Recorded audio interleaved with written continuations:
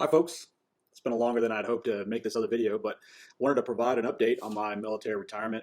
Actually, this will probably be my final update on my retirement, but I wanted to let my friends and family know how I'm doing. Just kind of go over some things that I've learned in my retirement. I'm still learning a lot every day, talking to people, but I just want to share kind of where I'm at now with everyone, let everyone know. First off, I think the beard's coming in pretty well, turning a little gray. Shaved the head. I was getting a little thin on top, but I guess that happens, right? I feel like I look a couple of years older since I retired, but a little less PT and probably did it a little bit too well over the holidays. So was going to make this video a long time ago. It took me a while to make. I actually planned to sit down before the new year, right after Christmas, and make this video, but time got away from me. So I've been out of the Army for, man, what's it been, 8 months now? It feels like over a year. With terminal leave, the skill bridge, all that time associated with being out for my transition, it's been well over a year. So last December was when I had my retirement ceremony. So it's been about 14 months since my retirement ceremony. So I'd like to take the opportunity to reflect on the past year. Hopefully someone out there can glean something useful from my experience. I've seen a couple of people subscribe and send me comments and things like that. So if you're out there and you're getting ready to transition, here are some things that I've learned a year after my transition. I've been in my job working for a great company. I don't work for the DoD. I am a civilian contractor for another government agency, and it's a great job. I like it. So I'll go over 5 things that I've learned and I would like to reflect on since I retired from the military. So number 5, wardrobe. One of my previous videos, I talked about salute to suit, and I was not pressured, but encouraged during the TAP process, during my transition, to go ahead and get your civilian clothes now and start investing. So I went to salute to suit, and I ordered several suits, shirts, socks, ties, the whole package. And 8 months to a year after retirement, I've been working my job for 8 months or so, and I work in an office environment. So I'll say that in that office, I rarely wear suits at all. I've worn them maybe twice. Instead, what I should have done is invested in some nice dress jeans, some collared shirts to include just some short sleeves, some polos.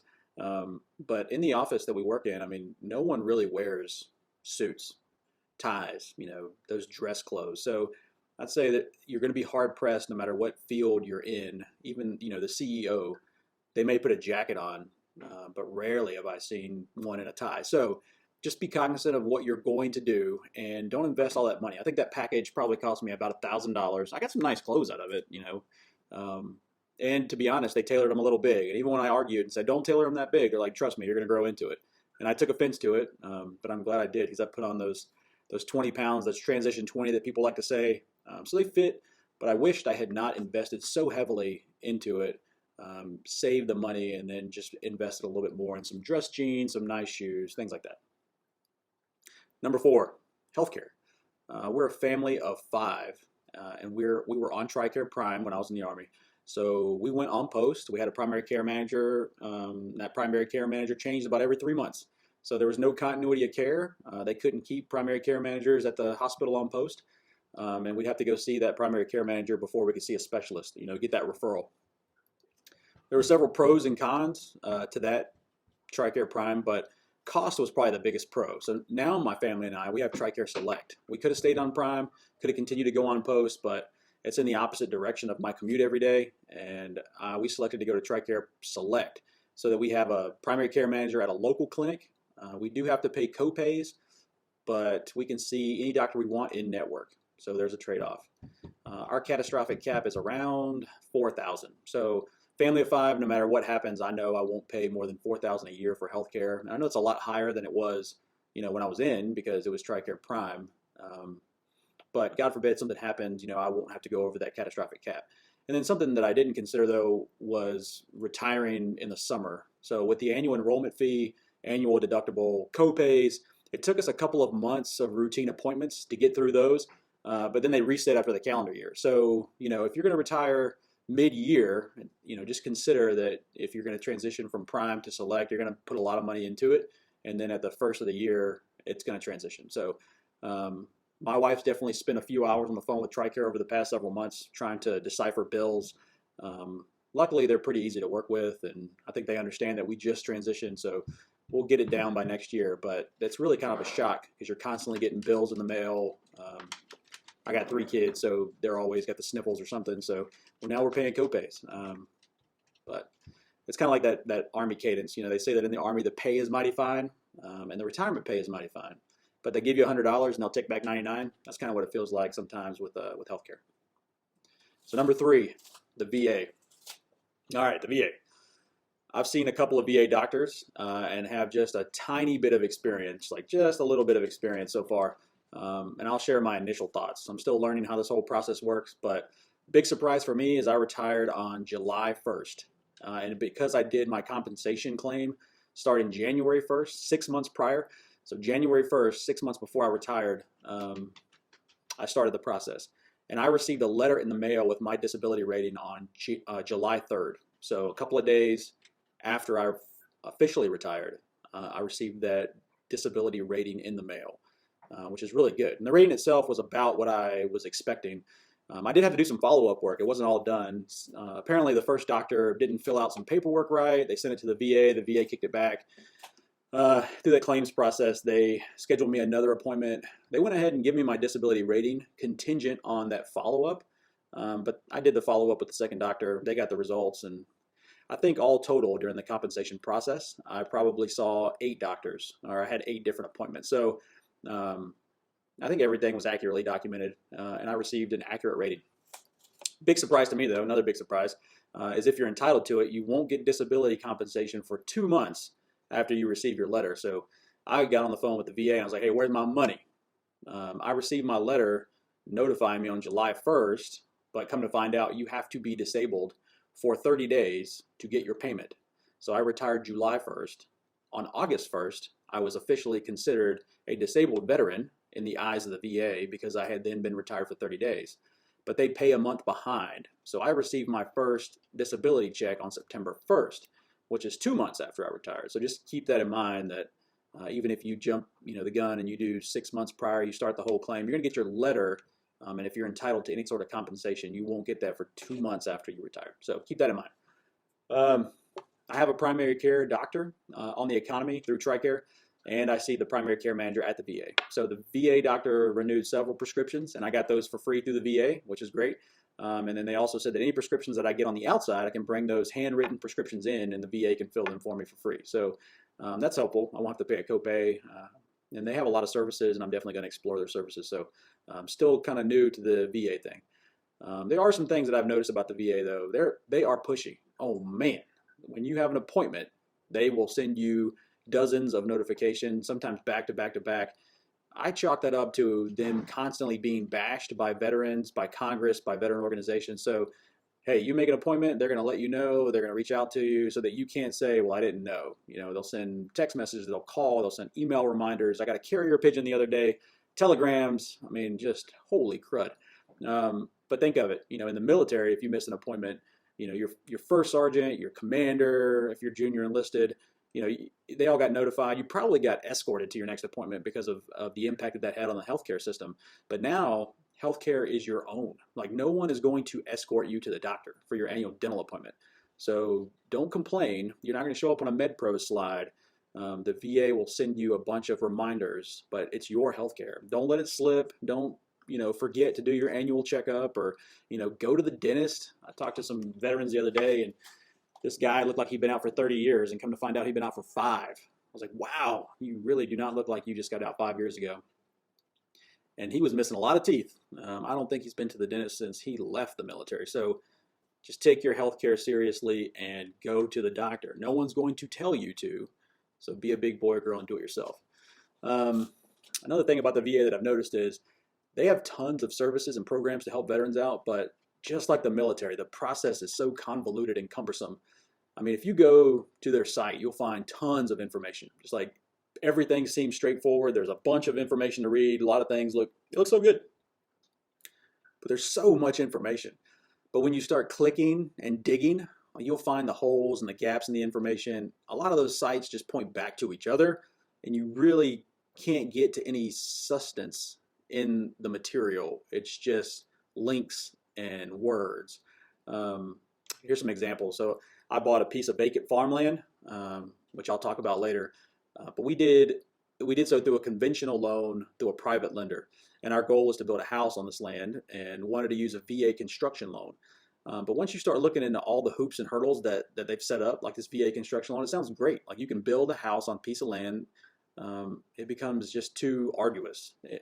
All the lenders or all the contractors that I talk to, they just say it's a great program on paper, but they have to meet so many requirements for the VA to even back a loan that there's really no contractor that's going to do it. So it probably costs more in the long run to use a VA construction loan, and I have yet to find anyone who has used it effectively.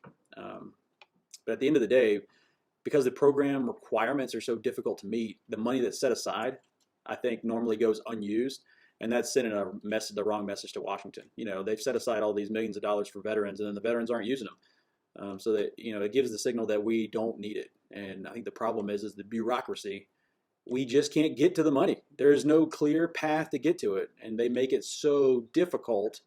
There's all these programs, but man, that's a nut that I've yet to crack. But it's only been a short time, and I'm still digging. So a lot of people make videos on stuff like that, so maybe I'll dig into some of that. Next, number 2, civilian employment. I'm lucky in that my civilian job has several military veterans there. I mean, I'm a contractor at another agency away from the DoD, and there's some things that it takes a little time to get used to, right? So the time clock, like there is no literal time clock, but you quickly realize how much time off or leeway you had in the military, right? Like you think you're on 24/7 with the military, and unless you're deployed, if you really added it up, you kind of be surprised at how much time off you have. 40 hours a week seemed perfect to me. I was like, that's so great. That's like no time at all. I find myself counting time at work because I feel like I'm just glued to my desk. You can't just say, like you did in the military, hey, I'm going to swing by the PX on my lunch break, pick some things up. It's a small thing, but you leave and you're going to swing by the PX, so to say. You're clocked out. Like you can't count that time, and that's just the way things work in the civilian world. There's so many different things that I could go over. It's just different by company and by job probably. So, nothing is going to be the same no matter where you go. But I noticed that some folks that I got out of the Army with have already changed jobs, and they say that 70% of veterans change jobs in the first year after they transition. So I see folks out here that are just trying to figure out their path. They're trying to figure out, what they're going to do. And I think, not a lot of veterans will stick with the first job. And whether you decide it's not for you or whether, you look for something different or you're told to look for something different, like don't stress about it. Don't stress about it. Always have a plan. Just know that it's probably not as secure as being in the military, right? You could come into the office one day and be escorted out or something, but have a plan. But just know that you're not stuck in that job. I think the key is try to figure out who you are. Like, you're not a soldier anymore, right? Like I got the beard going. I've trimmed it down a couple of times. I got my head shaved. I don't have any tattoos or piercings yet, but just what makes you happy. You don't have to be the same person that you were, and you aren't stuck for 2 or 3 years at a new duty station. This isn't a new duty station. You can continue to network, make friends, don't burn bridges, continue to make connections on LinkedIn like you did during the transitions. And then after 6 months in your new job, or you're not happy, you can feel free to move. I mean, you can move across the country. My wife and I just saw a posting the other day in Tennessee. We're in the Midwest, and we're seriously thinking about, moving to Tennessee. So, where I work, they're retired, 30-plus year colonels, full bird colonels, command sergeant majors, E9s, and they're working right beside me, just living their best life. For the most part, you wouldn't even know they were in the military.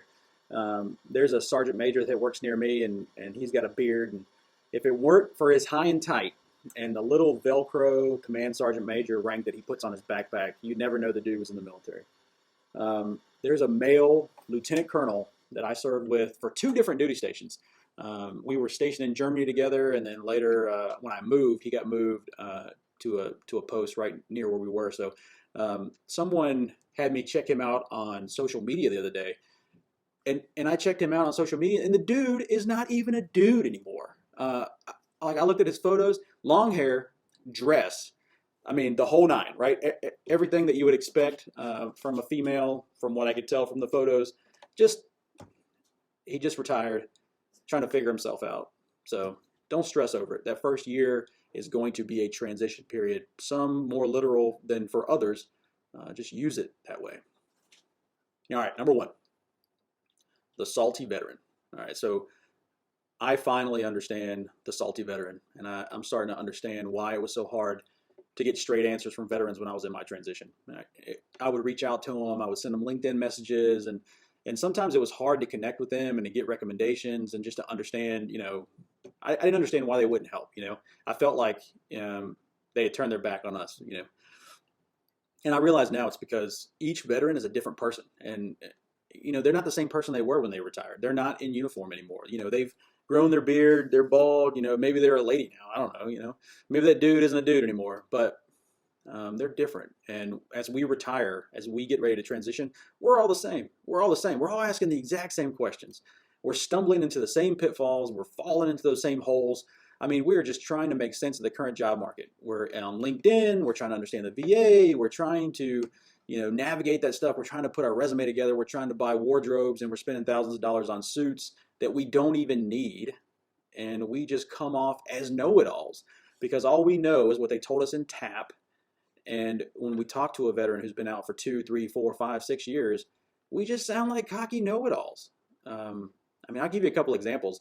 I have a neighbor, and he works in the same organization that I did before I retired.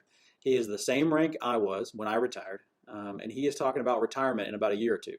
So I recommended that he start going to the doctor, start documenting all the things that's wrong with him. Not make anything up, just, hey, you're hobbling a little bit, go get that checked out, make sure it's in your medical record. And he said, why? Why would I do that? That's stupid. That's stupid, blah, blah, blah.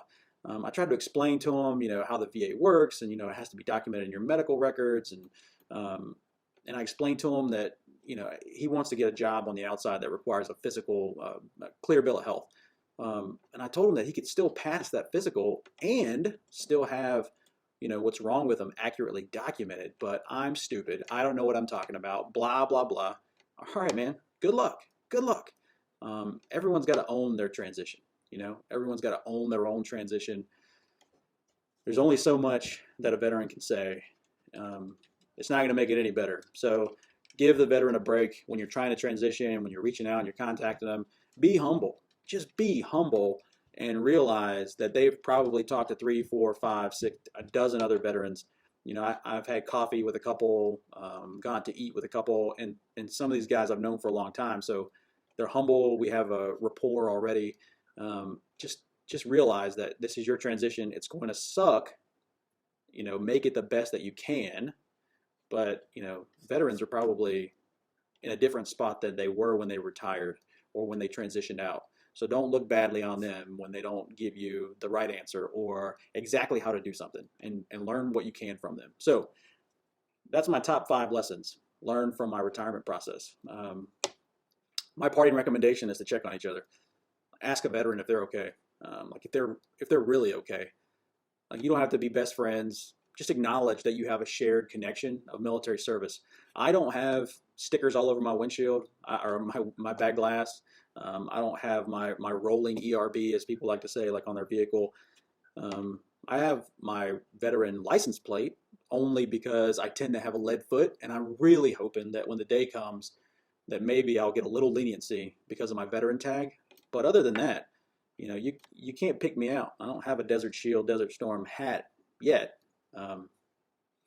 But just check on each other, Retirement is a lot like getting your wisdom teeth pulled. You can explain it to someone and you can tell them how it went for you, and they'll have to sit in a similar chair and face the same similar instances, but it's still going to suck and it's still going to hurt. They'll get over it, and hopefully they come out on the other side, no worse for wear. So this is going to be my final video for this channel. I think I've pretty much covered my retirement, what I went through. Feel free to reach out if you got any questions. My wife and I, we're going to eventually start a small farm. I said before that we bought some farmland. We're working with an architect right now to design our house. We're going to put some animals out there and raise some animals and some children. So look forward to making some videos about our process, about our journey on the farm. You can check out our farm channel at BrighterFuturesFarm. I've yet to post a video over there. But once I do, I'll put a link down below so that people that watch this in the future will see this. So thank you all. Good luck on your transition, and hope to see you around.